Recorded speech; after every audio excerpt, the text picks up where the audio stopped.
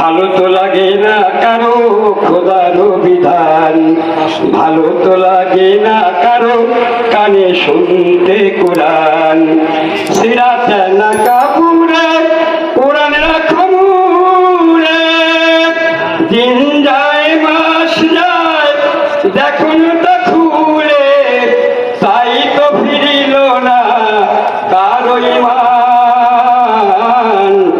ভালো তো লাগে না কারো পড়তে কোরআন, ভালো তো লাগে না কারো খোদার বিধান, ভালো তো লাগে না কারো কানে শুনতে কোরআন।